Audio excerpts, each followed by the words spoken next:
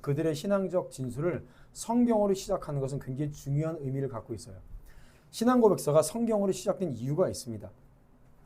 왜냐하면 기독교는 계시 종교예요. 여러분, 계시 종교라는 말이 무슨 얘기인지 아세요? 이게 기독교의 핵심이에요. 그러니까 하나님의 계시에 대한 개념인데 기독교는 사변적인 철학에 기초한 종교가 아닙니다. 그러니까 모든 종교는 인간의 사변적인 철학에 의해서 나오는 거예요. 내가 생각하는 하나님, 내가 생각하는 구원, 내가 생각하는 예배, 이런 것들을 만드는 거예요. 그게 종교거든요. 그런데 기독교는 이런 사변적인 철학으로 만들어진 것이 아니라 하나님께서 자신이 직접적으로 계시한 지식에 응답하는 것이 기독교예요. 이건 다른 말로 기독교는 무슨 종교냐? 지식의 종교예요. 지식의 종교. 사변적인 종교가 아니라 지식의 종교예요. 무슨 종교라고요? 지식의 종교. 그러니까 한국 교회의 문제점이 이겁니다. 바른 신학적인 체계의 지식을 갖고 성도들을 가르쳐서 그 믿음의 체계 안에서 신앙생활을 하는 게 아니라 그걸 없애버리니까 극단적으로 비이성주의하고 반대편으로 이성주의에 매몰돼 있어요. 이게 다 혼재돼 있어요. 이제 이거는 제가 이제 신앙 고백서를 계속해서 강의하면서 중간중간에 많이 설명을 해 드릴 겁니다. 그래서 이 신앙 고백서를 기초로 해서 신앙의 체계를 제대로 배워나가는 게 믿음이에요. 그래서 우리가 지난주에 총회헌법, 우리 예장합동축 총회헌법 신조 부분을 얘기했잖아요. 마지막 부분에 뭐라고 돼 있냐면 거기 한번 읽어봅시다. 총회헌법 신조 승인식 딱 돼 있거든요. 시작. 교회의 신조는 하나님의 말씀에 기초하고 하나님의 말씀과 일치한 것으로 내가 믿으며 이를 또한 나의 개인의 신조로 공포하노라. 아멘. 그래서 믿음은요, 내가 이렇게 믿으면 되겠지 하고 믿는 게 믿음이 아니에요. 정확한 지식을 배우고 그 지식에 나의 마음을 부합시키는 게 믿음입니다. 근데 우리는 그렇게 생각하지 않잖아요. 그냥 덮어놓고 믿어 하잖아요. 덮어놓고 믿어. 왜 덮어놓고 믿어요? 성경책 펴놓고 믿어야지. 네, 덮어놓고 믿는다고요. 그건 믿음이 아니에요. 그리고 또 한 가지는 뭐냐면 두 번째로 신앙 고백서가 성경으로 시작된 이유는 신앙과 삶의 절대적인 권위가 어디에 있어요? 성경에 있는 겁니다. 성경에. 성경이 신앙과 삶의 절대적인 권위를 가지고 있는 거예요. 이거는 종교개혁자들에 의해서 확립된 신앙의 원리입니다. 단순히 교회에서 신학적인 얘기뿐만 아니라 우리의 신앙, 살아가는 모든 삶의 논쟁에서 궁극적인 권위는 성경에 있다는 거예요. 그래서 어느 한 사람의 결정이나 또 단순히 그런 거 있잖아요. 원래 우리 교회는 옛날부터 이렇게 해왔어. 이런 걸로 결정되는 게 아니에요. 성경을 통해서 또 교회의 역사를 통하여서 연구해서 이루어진 원리가 있단 말이에요. 그것을 따라서 살아가고 신앙생활을 하는 것이 신앙의 기본적인 원리다. 이것을 얘기하고 있습니다. 그래서 성경 중심성과 성경 충분성을 분명하게 우리에게 얘기를 해주고 계세요. 그래서 우리가 신앙 고백서를 배우는 데 있어서 굉장히 중요하고요. 성경으로 시작되는 것이 이러한 원리 가운데 있다라는 것을 잘 기억하시길 바랍니다. 자, 성경에 대해서 제1항이에요. 1항. 1항을 좀 길지만 우리 같이 읽어보도록 하겠습니다. 자연의 빛과 시작. 자연의 빛과 창조와 섭리의 사역이 하나님의 선하심과 지혜와 권능을 확실하게 드러내 아무도 핑계하지 못하게 만든다. 그러나 그것들은 구원에 필요한 하나님과 그분의 뜻을 아는 지식을 충분히 보여주지 못한다. 따라서 하나님은 여러 부분과 여러 모양으로 자신을 나타내시고 교회를 향해 자신의 뜻을 밝히셨다. 그리고 나중에는 진리를 더 잘 보존해 전파할 뿐 아니라 육신의 부패와 사탄과 세상의 악으로부터 교회를 더욱 굳건하게 하고 위로하기 위해 그 동일한 진리를 모두 기록하게 하셨다. 이것이 성경이 절대적으로 필요한 이유다. 하나님이 과거에 자기 백성에게 자신의 뜻을 계시하던 방법은 지금은 중단되었다. 아멘. 자, 1항은 뭐냐면 1항은 뭐냐면 하나님을 알 수 있는 두 가지 방법에 대해서 얘기를 하고 있어요. 하나는 뭐냐면 자연의 빛 또는 본성의 빛이라고 하는데 이거는 일반 계시 또는 자연 계시 이렇게 얘기합니다. 이거는 하나님의 어떤 속성, 하나님의 거룩성 이것들은 우리가 배울 수 있지만은 우리의 영혼이 구원 얻기 위한 지식은 모자라요. 그래서 하나님께서 기록으로 하나님의 계시를 만들어 놓은 것이 뭐냐? 바로 성경입니다. 이것은 특별 계시라고 해요. 우리의 구원을 위해서 기록하신 계시. 그래서 특별 계시예요. 이 두 가지가 있어요. 자, 2번 자연의 빛 또는 본성의 빛 이렇게 얘기를 하고 있습니다. 동일한 말이에요. 이제 번역되는 것에 따라서 어떤 번역서는 자연의 빛, 어떤 분은 이제 본성의 빛 이렇게 번역을 하는데 같은 말입니다. 이거를 다른 말로 일반 계시라고 해요. 여긴 두 가지가 있어요. 하나님께서 만드신 이 천지 만물, 자연 만물이 있고 또 하나는 인간 내면에 심겨 놓으신 하나님의 양심, 이 두 가지가 있어요. 그래서 하나님은 이 자연의 빛을 통해서 하나님과 하나님의 속성을 발견할 수 있도록 하셨어요. 로마서 1장 18절 20절에 보면 모든 사람들은 본성적으로 하나님의 존재, 성품, 능력 그리고 신성에 대해서 어떤 것들을 알 수 있도록 하나님께서 하셨습니다. 그래서 거의 시편 19편 1절 말씀해 보면 하늘이 하나님의 영광을 선포하고 궁창이 그의 손으로 하신 일을 나타내는도다 이렇게 말씀을 하고 있잖아요.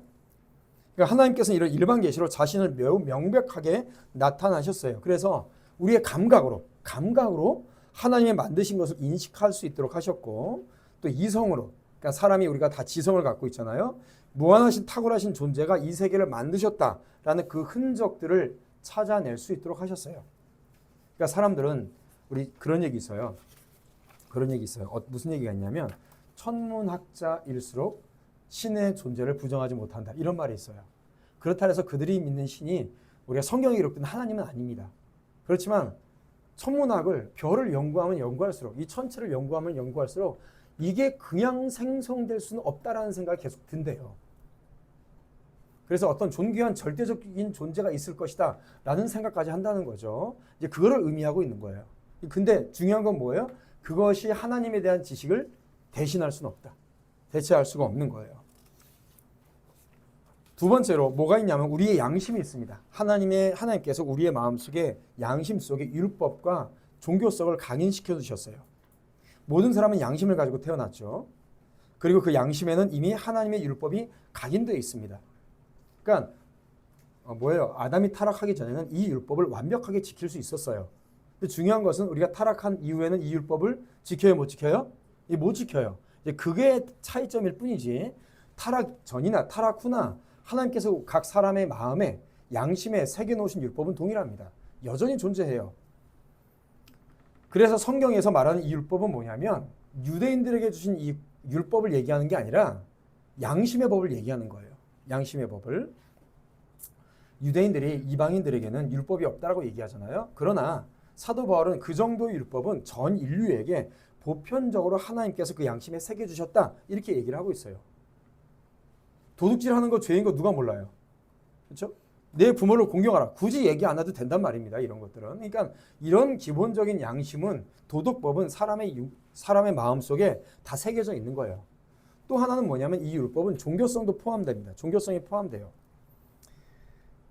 그 영혼 안에 자기 자신에 대한 감각을 직접적으로 심어 놓으셨단 말이에요. 그래서 존 칼빈은 뭐라고 얘기하냐면 이것을 신적인 것에 대한 감각 이렇게 얘기해요. 뭐에 대한 감각이요? 신적인 것에 대한 감각. 여러분, 이 땅에 하나님께서 많은 피조물을 만들어 놓으셨어요. 하나님께서 만드신 피조물 중에 기도하는 존재는 유일하게 누구뿐이죠? 사람밖에 없어요. 사람밖에 없어요. 기도는 사람밖에 안 해요. 종교라는 걸 만드는 건 사람밖에 안 해요. 철학이라는 걸 만드는 건 사람밖에 안 한다고요. 야, 사람을 죽이면 살인이야. 그 죄야. 여러분, 호랑이가 배고파서 옆에 죽은 호랑이 시체를 뜯어먹었어요. 옆에 있는 같은 종족을 잡아먹었단 말이에요. 호랑이가 양심의 가책을 느껴요? 안 느낀다고. 안 느껴요. 사람은 양심의 가책을 느껴요. 그 모든 것들이 우리의 양심에 새겨진 하나님의 율법이란 말입니다. 그래서 과거로부터 어떤 이런 도덕적인 것, 또 신성한 존재를 믿는 어떤 종교, 이런 종교가 보편적으로 모든 인류와 문화 안에 존재했던 거예요. 말로는 뭐예요? 하나님의 존재를 부인해요. 하지만 사람들의 마음속에는 그런 두려움이 있단 말입니다. 신적인 존재에 대한 경외심, 또 이런 신적인 존재가 있어서 내가 잘못하면, 죄 지으면 심판받을 거야. 이런 어떤 그런 두려움이 있단 말이죠. 그래서 하나님을 부인하기는 하지만은 다른 종교를 만드는 거예요. 그래서 거기 말씀해 보면 시편 14편 1절 말씀을 제가 써놨죠. 같이 읽어봅시다. 시작. 어리석은 자는 그의 마음에 이르기를 하나님이 없다 하는도다. 예. 그래서 핑계하지 못하게 하는 거예요. 이것은 사람이 아무리 노력해도 소멸시킬 수 없어요. 소멸시킬 수 없습니다. 사도 바울이 그래서 로마서에 하나님의 보이지 아니하는 것, 심지어 그의 영원한 능력과 신성이 창조 질서를 통해서 이해된다라고 말할 때 이런 것들을 얘기를 하고 있어요. 근데 이 모든 것들은 모든 사람들에게 동일하게 주시는 겁니다.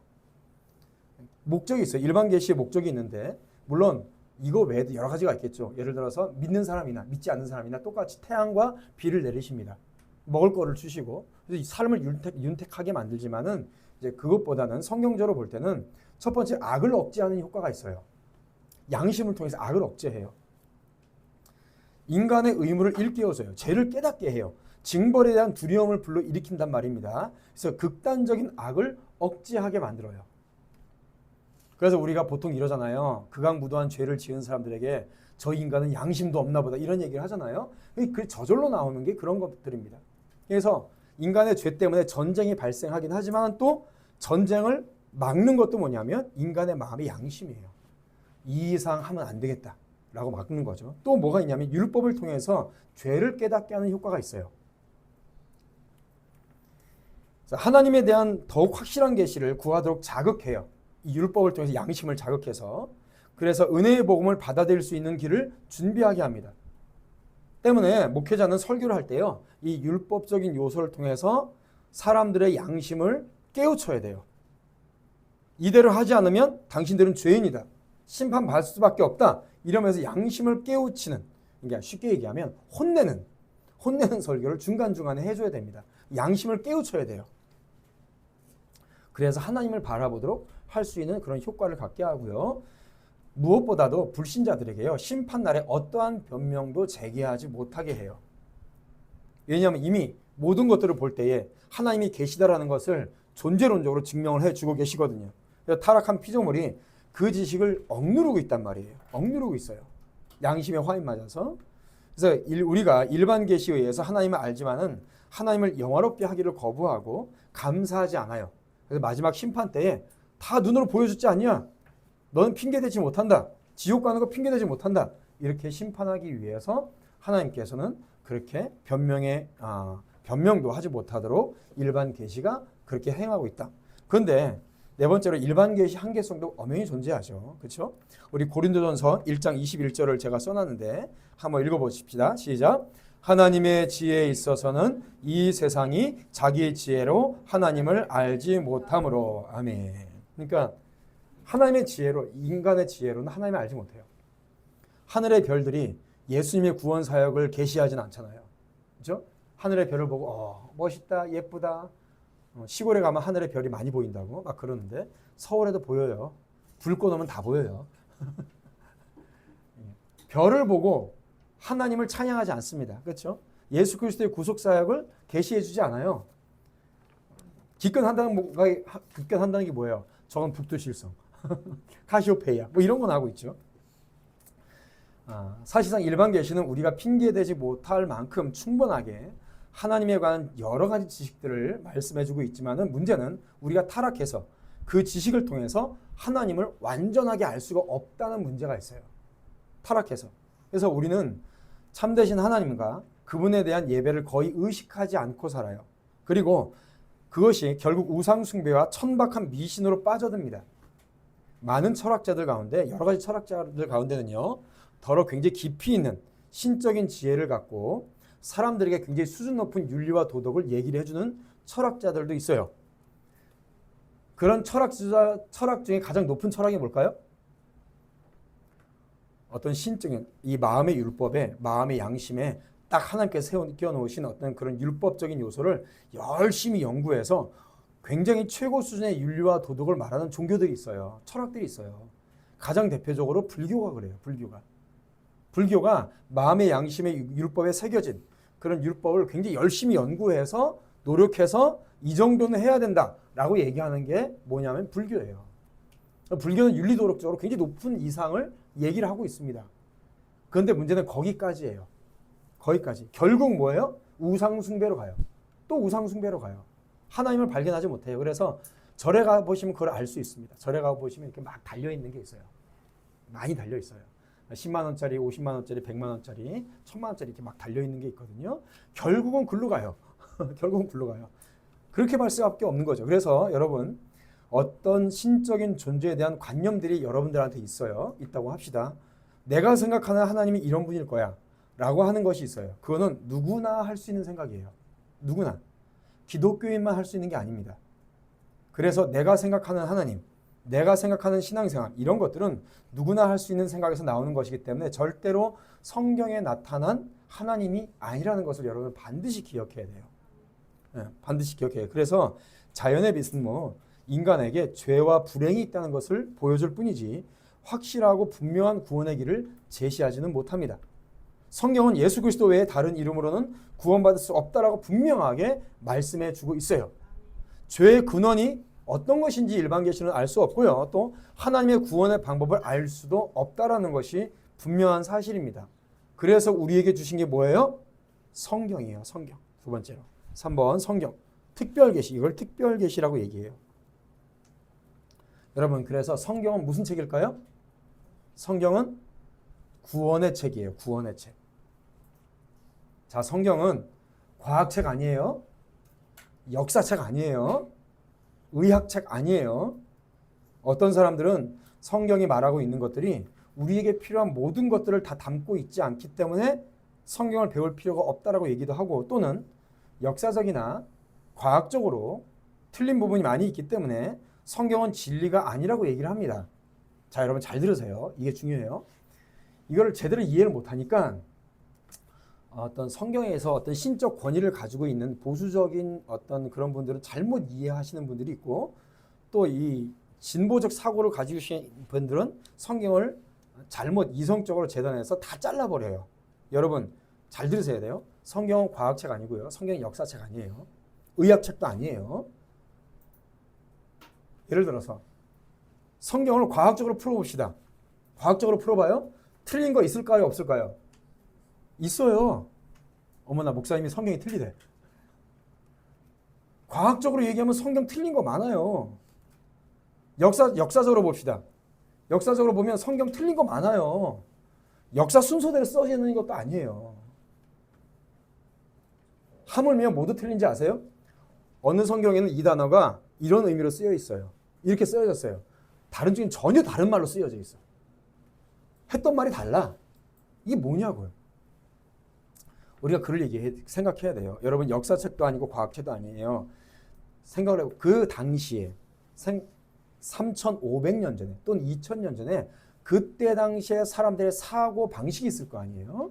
인식 체계가 있을 거 아니에요. 거기에 맞춰서 하나님의 구원의 계획을 알려준 책이란 말이에요. 그렇기 때문에 예를 들어서 얘기를 할게요. 출애굽기에 보면 여호수아가 아말렉하고 싸워요. 그렇죠? 아말렉하고 싸워요. 아말렉하고 싸우는데 낮에는 여호수아 이스라엘이 이기고 밤에는 아말렉이 진단 말입니다. 그러니까 여호수아가 태양을 향해서 딱 선포를 해요. 태양아 멈춰라. 달에 멈춰라. 그러죠? 멈췄어요? 안 멈췄어요? 멈췄단 말이에요. 이게 과학적으로 맞아요? 안 맞지. 당연히 안 맞지. 큰일 났어. 이제 이거 나가면 난 이단 되는 거야. 근데 이거를 뭐냐면 봐라. 얼마나 신화적이냐 막 이렇게 얘기한다고요. 그러면 이제 이거를 이성적으로 아니야. 성경은 과학적으로도 철두철미해 하면서 연구해요. 연구해서 이 창조과학을 계신 분들이 물론 이해는 합니다. 그분들이 이해하고 성경이 과학적으로 맞다. 성경은 진리다 찾고 싶어서 했다는 것도 알아요. 그리고 또 어느 정도 도움도 돼요. 도움이 안 되는 부분은 없어요. 도움이 되긴 해요. 그런데 엄한 소리를 한다고. 태양의 주기를 연구를 해. 태양이 어떻게 돌아가는지를 연구를 해요. 연구를 해서 찾아봤더니 하루가 비는 거예요. 그래서 그거를 논문을 냈다가요. 여러분 과학계에 엄청나게 두들겨 맞았어요. 과학계에서. 태양이 어떻게 도는지 어떻게 알아요? 태양의 주기가 어떻게 되는지 어떻게 알아요? 태양의 주기는 그래도 조금씩 바뀌어요. 또 한 가지, 발람 선지자가 나귀를 타고 가다가 나귀 앞에 천사가 있는 거를 발람 선지자 눈이 가려져서 영적인 눈이 가려져서 안 보였어요. 그러니까 나귀가 막 벽을 긁어 도망가려고. 그러니까 발람 선지자가 막 채찍으로 때려요. 갑자기 발람 선지자가 타고 있던 나귀가 입을 벌려서 얘기해요. 이 멍청한 자식아 막 이러면서. 그걸 가지고 이제 이거를 굳이 과학적으로 설명하고 싶은 분들은 뭐라고 설명을 하느냐? 구관조 있잖아요. 구관조. 앵무새들. 응?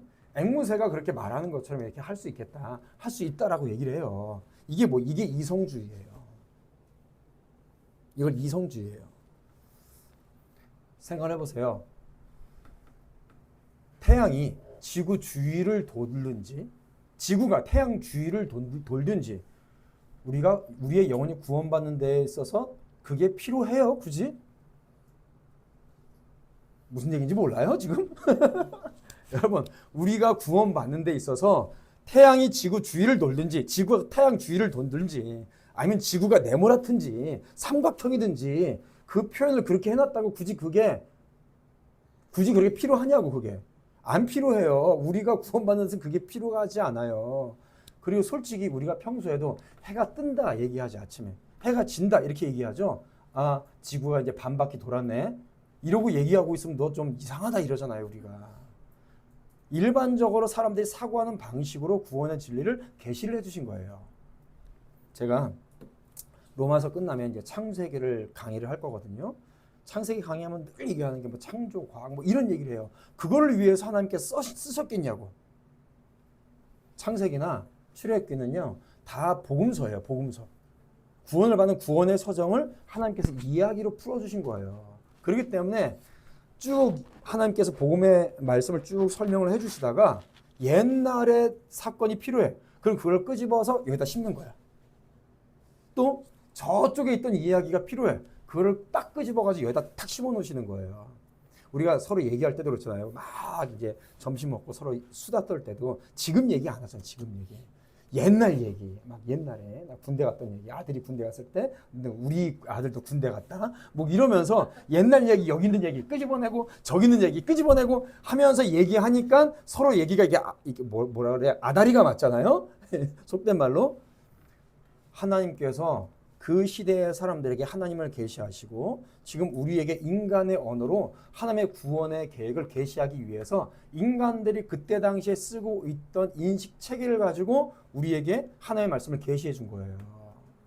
그러니까 역사적으로 굳이 맞지 않아도 돼. 과학적으로 굳이 맞지 않아도 되는 거예요.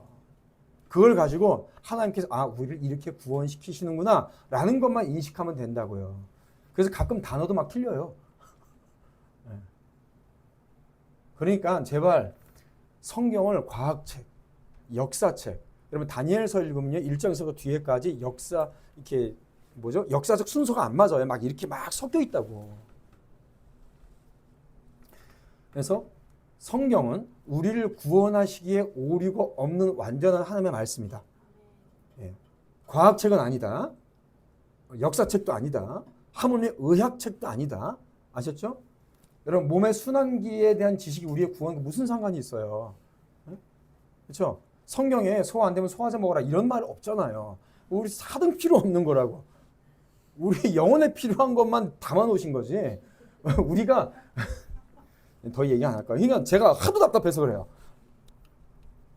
자, 그러니까 성경은 무슨 책이다? 구원에 대한 책이다. 우리가 구원받는데 오리 없이 완벽한 책이다. 이거 가지고 과학 공부하지 말아라. 역사 공부하지 말아라. 제발. 물론 이제 성경을 연구할 때 그런 배경은 필요하겠지만 그런 식으로 설명을 하면 안 돼요. 그래서 우리에게 구원의 복음을 인식해 주시기 위해서 여러 시대 다양한 방법으로 계시하셨어요. 그래서 보면 선지자들을 통해 우리가 아까 전에 히브리서 1장 1절 읽었잖아요. 선지자들을 통하여 여러 부분과 여러 모양으로 계시해 주셨습니다. 이게 뭐냐면 계시의 점진성이에요. 점진성.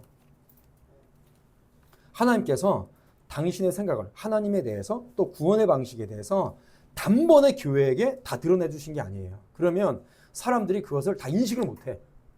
벙 쪄서 이해를 못하는 거예요. 그래서 여러 역사를 통해서 하나님께서 조금씩 하나님이 어떤 분이신지 구원을 이렇게 받는 것이다. 이야기를 이야기처럼 풀어서 우리에게 다양한 방식으로 하나님과 하나님의 구원의 계획을 말씀해 주셨어요. 이거를 구원 계시의 점진성 이렇게 얘기합니다. 그래서 여러 시대에 여러 사람에게 진리가 점진적으로 계시되어 왔어요. 그래서 하나님 자신을 단번에 계시한 게 아니에요. 인간의 인식체계 속에서 각종 방법으로. 그리고 옛날에는 뭘로? 꿈으로도 보여주시고 환상으로도 보여주시고 어떤 상징으로도 보여주시고 우림과 둠밈을 통해서 예언을 통해서 또 방언을 통해서 이렇게 많이 계시해 주셨단 말이에요. 이게 뭐냐면 하나님께서 우리에게 하나님과 구원의 방식을 계시해 주시는 방법이에요. 자, 그런데 중요한 것은 뭐냐면 이런 것들을 하나님께서 완전하게 하시기 위해서 기록하게 하신 게 성경이에요. 성경. 세 번째로 기록을 통해서 하나님께서 계시를 완성해 두셨어요. 교회를 더욱더 굳건하게 하고 위로하게 하고 그 동일한 진리를 모두 기록하게 하셨습니다. 옛날에 창세기에 보면 여러분 족장들 오래 살았죠. 그렇죠? 아담 몇 살까지 살았어요? 엄청 오래 살았어. 그렇죠? 네. 엄청 오래 살았어. 900 몇 살 살았어요. 네. 그러니까 옛날에 족장들은요. 오래 살았다고요. 오래 살았으니까 가르치는 시간도 길었고 배우는 시간도 길었죠. 그래서 예를 들어서 제가 아브라함이에요. 그러니까 이삭이야. 가르쳐줬더니 그 다음날 한 구절 가르쳐줬더니 그 다음날 잘못 외우고 있어. 짜식아 하면서 이제 가르칠 수 있는 시간이 길어요? 짧아요? 길어요. 그러니까 하나님의 계시가 덜 왜곡됐다고요. 그런데 사람이 타락하고 특별히 노아 홍수 이후에 모든 환경이 바뀌면서 사람의 생애 주기가 짧아졌습니다. 가르칠 수 있는 시간도 짧고 배울 수 있는 시간도 짧아요. 그래서 하나님께서 이 계시의 말씀을 시간이 지나면서 특별히 예수 그리스도께서 이 땅에 내려오셔서 구원을 완성시킨 이후에 사도들을 통하여서 하나님의 계시를 기록하여서 완성시켜 놓으신 거예요. 왜냐하면 짧은 시간 내에 체계적으로 하나님에 대해서 구원에 대해서 배우라고 기록해 놓으신 겁니다.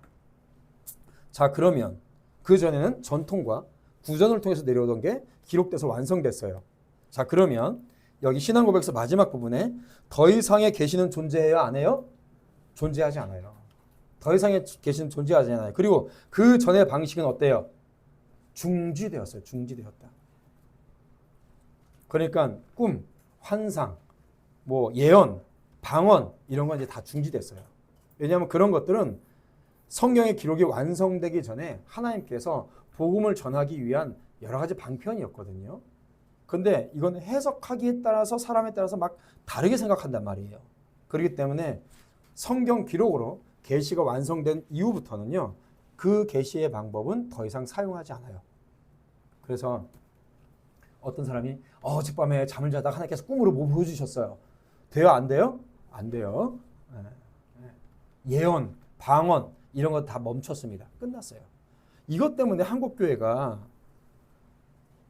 신앙고백서에 뻔히 써 있잖아요. 그것도 단 1번에 1장에 써 있었어요. 더 이상 계시는 존재하지 않으며 그 전에 방식은 중지되었다. 왜요? 완성됐으니까. 이제 우리가 뭘 하면 돼요? 우리는 공부만 하면 돼요. 공부만 하면 돼요. 누구나 공부하면 공평하게 하나님의 계시를 알고 구원받을 수 있어요. 얼마나 좋아요. 그렇죠? 하나님 뭐 보여주세요. 고민할 필요가 없다고. 괜히 힘들게 저기 뭐 산에 올라가서 평소에 산에 올라가는 것도 싫어하면서 등산 가자라면 여러분 안 가잖아요. 그런데 꼭 기도는 어디 가서 해? 왜 산에 가서 해? 나 이해를 못 하겠어. 등산 가자면 안 가던 사람이 기도하면 산으로 가. 산에서 가서 기도하시는 분들은 다른 종교에 계신 분들. 자연 보호해야 되는데 괜히 소나무 뿌리 붙잡고 있고 뽑고 있고. 그런 거 하지 말아라. 왜? 누구나 공부하면 알 수 있다. 중요한 건 공부를 안 하면 못한다. 모른다. 그래서 기록된 말씀이 전부 66권이고 이것이 곧 성경, 정경을 기준으로 설명해 주고 있는 거예요. 이것이 2항과 3항입니다. 그래서 2항에는 이 특별 계시가 성경, 즉 기록된 말씀에는 신구약에 있는 모든 책이 포함된다라고 하면서 구약과 신약에 66권을 써놨고요. 2항 맨 마지막에 한 줄을 읽어봅시다. 시작.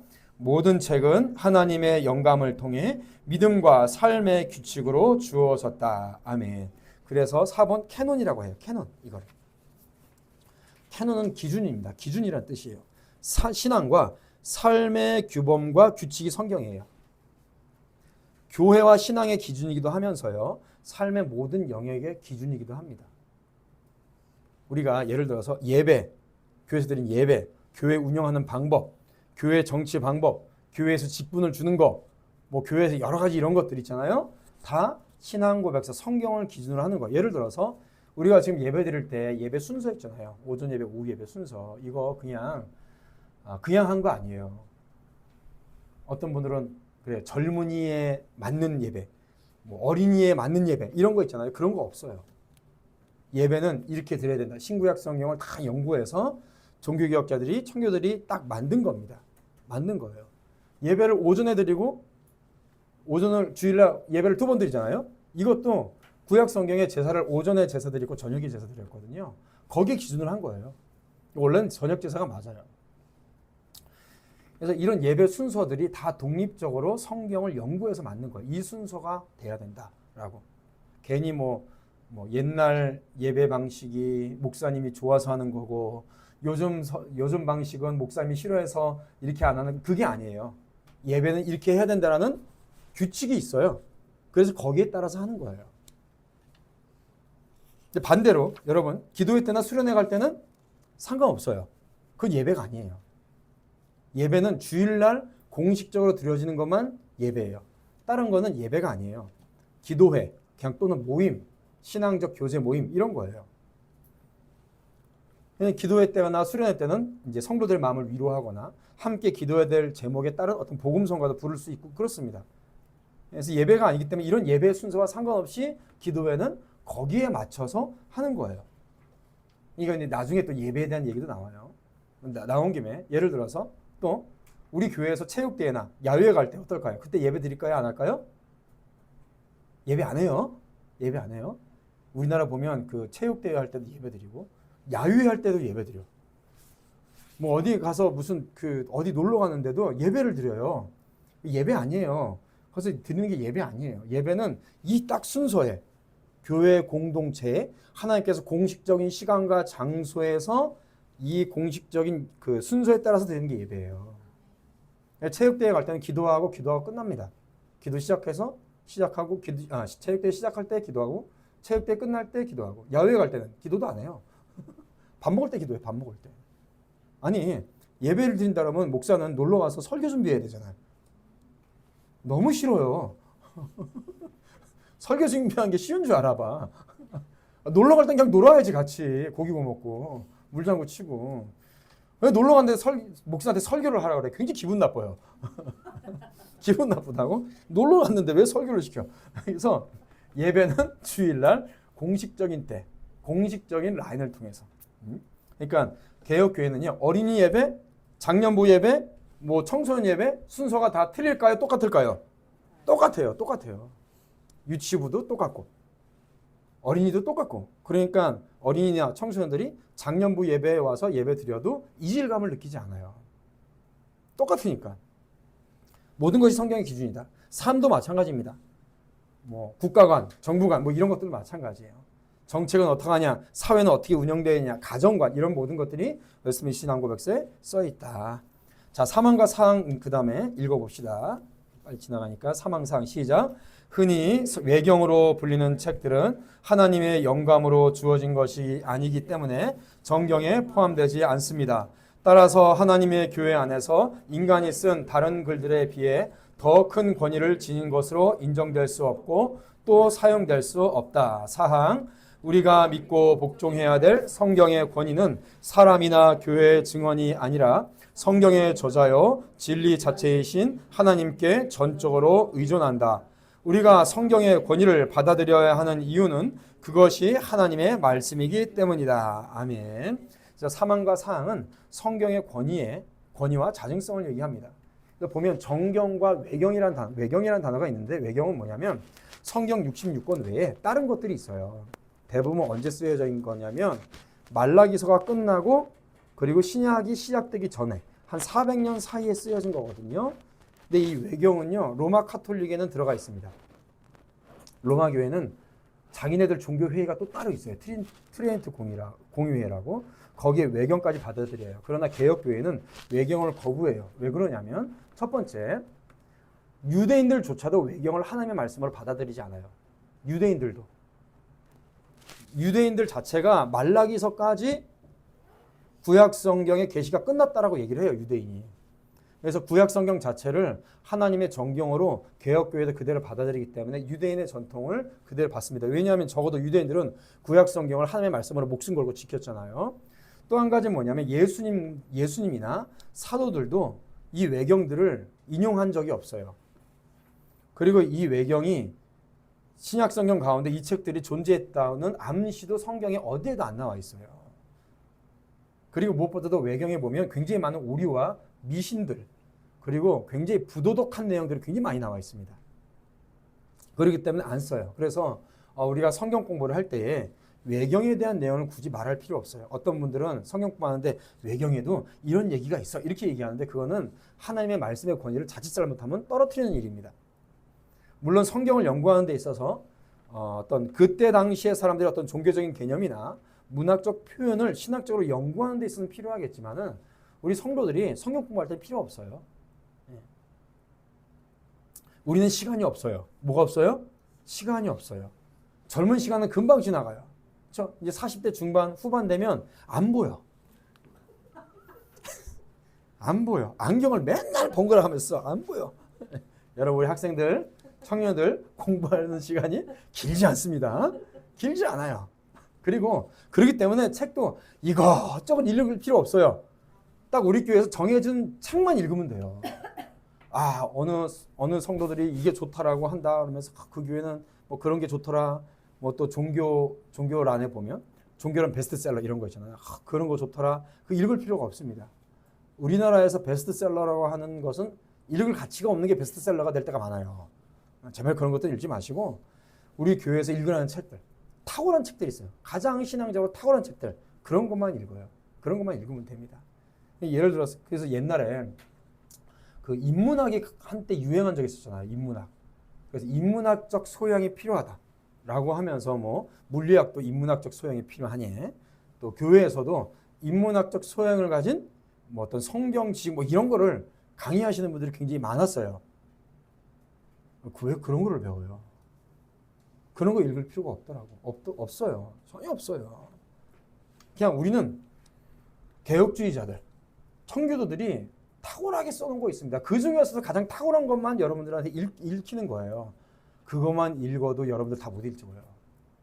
그것만 읽어도. 문제는 뭐냐면 번역해서 나오면 우리나라 사람들이 책을 안 읽어가지고 금방 절판이 돼.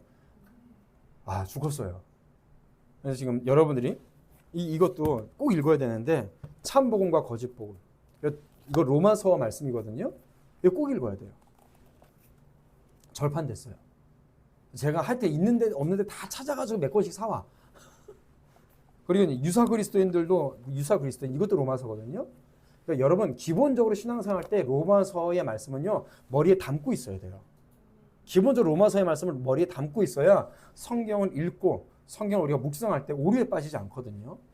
유사 그리스도인 이것도 안 나와요. 이거 어떻게 될지 모르겠어요. 지금 꼭 읽어야 되는 거거든요. 이런 것들을 우리나라 사람들은 책을 안 읽어가지고 특히 기독교인들은 더 안 읽어요. 산에 올라가서 기도하면 다 되는 줄 알아요. 아닙니다. 네, 그래서 그거는 또 기도도 아니에요. 말씀을 듣고 그 말씀 안에 교회에서 함께 모여서 이런 기도 제목 가운데 열심으로 기도해야 된다. 이런 함께 기도해야지 그게 기도가 되는 거지. 그래서 존 오웬이나 리처드 맥스터나 존 버년, 여러분 존 버년의 철로 역정도 다 읽어보신 적 없죠? 존 버년의 철로 역정도 1부와 2부가 있어요.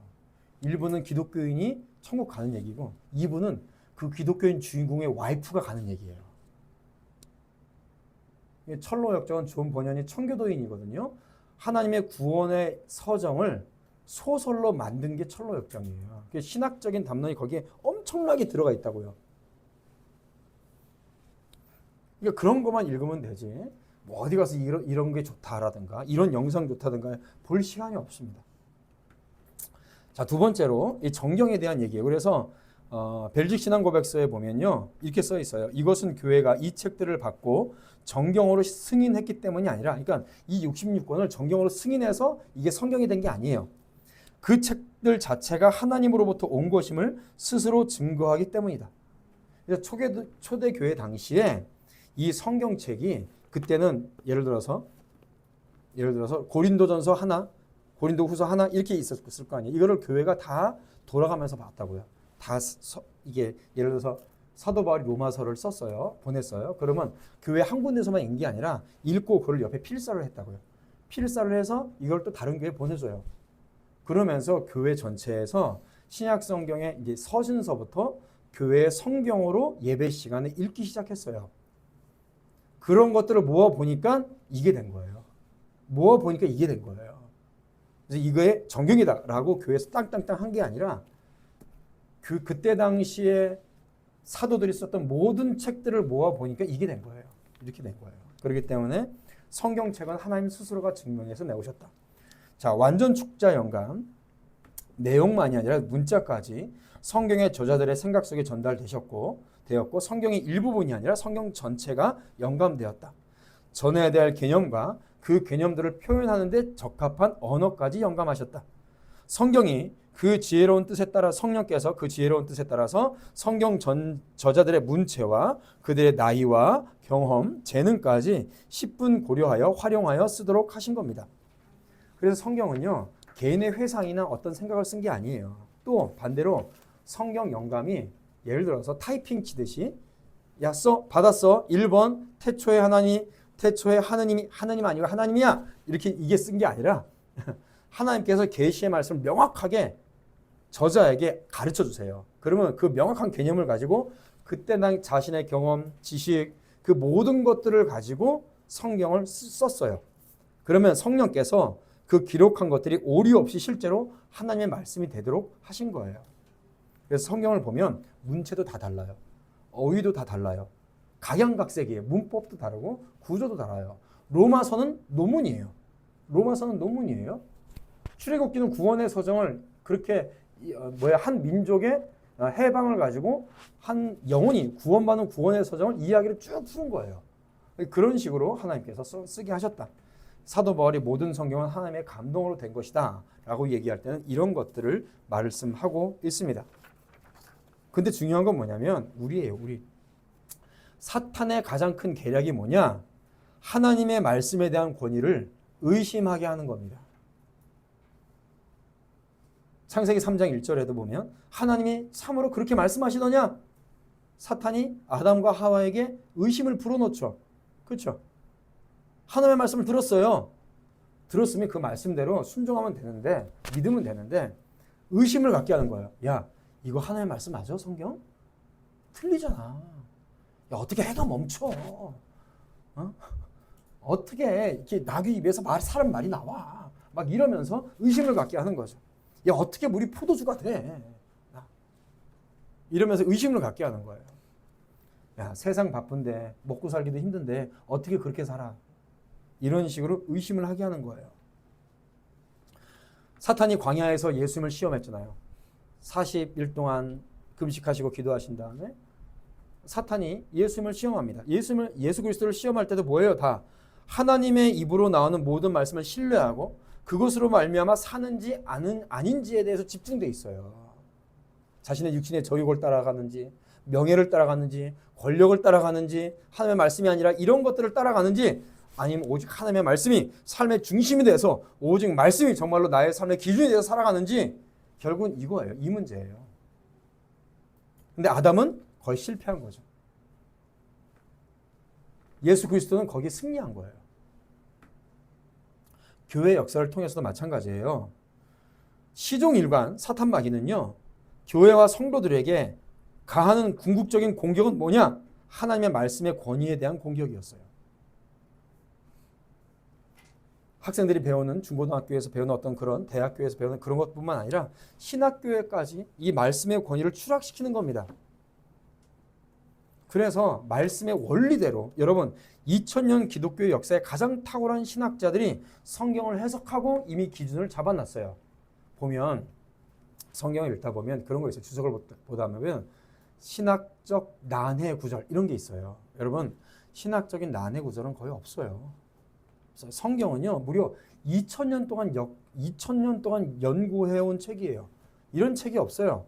그래서 이 성경은 이런 식으로 해석하는 것이 맞다라고 규범이 딱 정해져 있단 말이에요.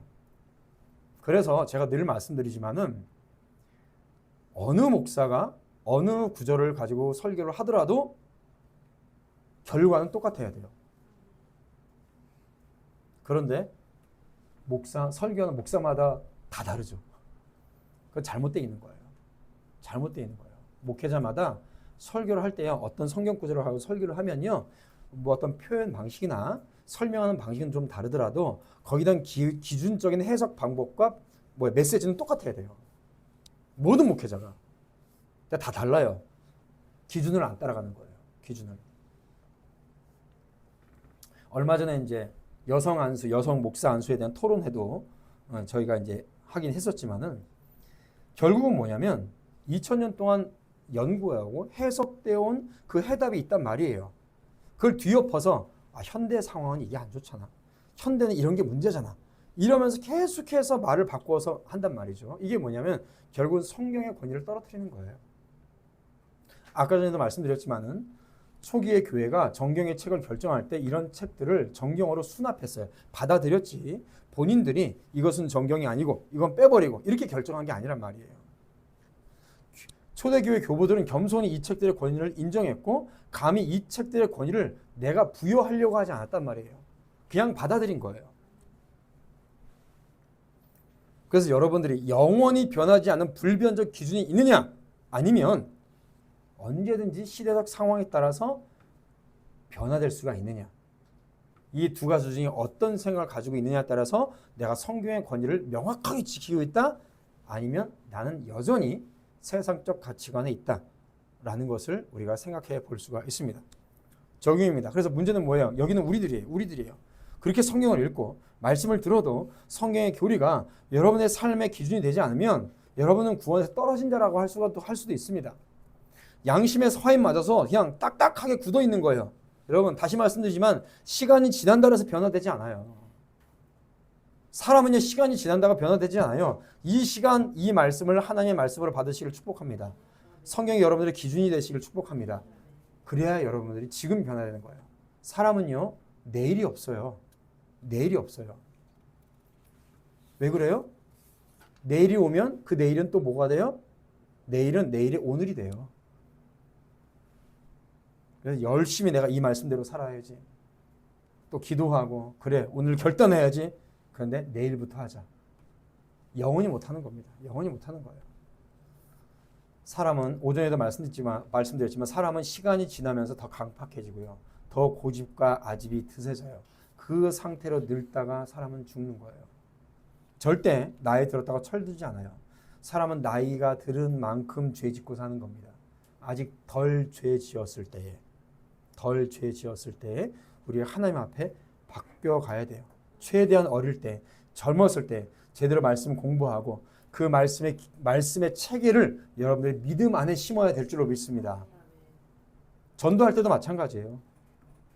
여러분 어떤 사람한테 전도할 때에 다음에 갈게. 다음 없어 이 사람아. 이번 주에 당장 교회 와. 너한테 내일이 있는지 알아? 그 다음 주에 내가 당신한테 교회 가자고 할 것 같아? 나 혼자 갈 거야. 이러라고요. 여러분 내일은 없습니다. 오늘 이 시간에 성경의 말씀이 기준이 되고 여러분의 삶의 모토가 되고 평생 이 기준의 말씀과 동행하는 우리 성도들 되시기를 주님의 이름으로 축원드립니다.